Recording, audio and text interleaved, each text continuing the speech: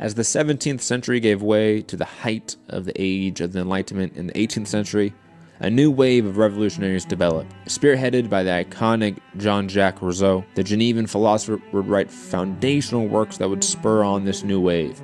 The Discourse on Inequality and the Social Contract, written in 1755 and 1762, respectively, would inspire the revolutions of America and France, plus be the basis for all future political philosophy. He heavily criticized the idea of private property and pushed for a centralized constitutional republic. He saw that people had sovereignty over the government, and direct democracy in an assembly was ideal, and more important than claims of natural right. He saw the general will of the people as the supreme authority. So any concepts of governance, be it taxation, war, etc., were under the control of an assembly which was controlled by the direct will of the people. This social contract between the sovereignty of the people and the government was a far larger demand than the weak constitutional monarchies that existed, or the bourgeoisie republics that would form in Europe after Rousseau. At this point, the rise of capitalism is all but complete. European nations are rapidly becoming market societies, and Adam Smith, a hero of classical economics, would be the first to greatly detail capitalism in his magnum opus, An Inquiry into the Nature and Causes of the Wealth of Nations, or more shortly, The Wealth of Nations. His descriptions of the systems of capitalism were unmatched at the time. He is commonly a hero or icon to the modern ideals of free market society and limited government.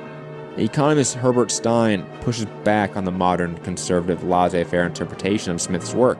He argued that the Wealth of Nations justified the modern U.S. Food and Drug Administration, Consumer Product Safety Commission, mandatory employer health benefits, environmentalism, and taxation to deter wealth inequality. Adam Smith stated himself, quote, "The subjects of every state ought to contribute towards the support of the government as nearly as possible, in proportion to their respective abilities, that is, in proportion to the revenue which they respectively enjoy under the protection of the state." He also would heavily criticize the landlord class for their economic and political privileges. Renowned modern intellectual Noam Chomsky encapsulated the, quote, invisible hand of Adam Smith's philosophy perfectly. Quote, "Let's take Adam Smith, the patron saint of capitalism. What did he think?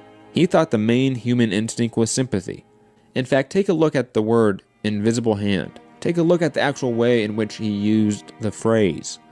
Actually, it's not hard to find out, because he only used it twice in a relevant sense, once in each of his two major books. In his one major book, The Wealth of Nations, the phrase appears just once, and it appears in what amounts to a critique of neoliberal globalization. What he says is that if in England, the manufacturers and merchants invested abroad and imported from abroad, they might benefit, but it would be harmful to England.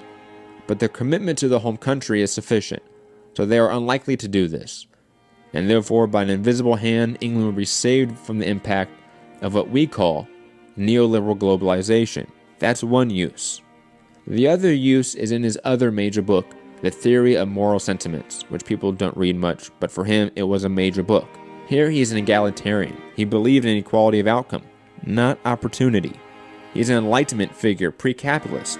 He says, suppose in England one landowner got most of the land, and other people would have nothing to live on. He says it wouldn't matter much because the rich landowner, by virtue of his sympathy for other people, would distribute resources among them, so that by the invisible hand we would end up in a pretty egalitarian society.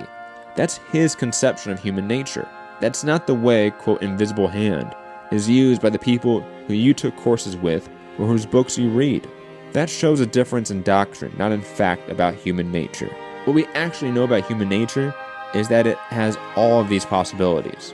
The Wealth of Nations by Adam Smith was published in 1776, the same year as the official start of the American Revolution.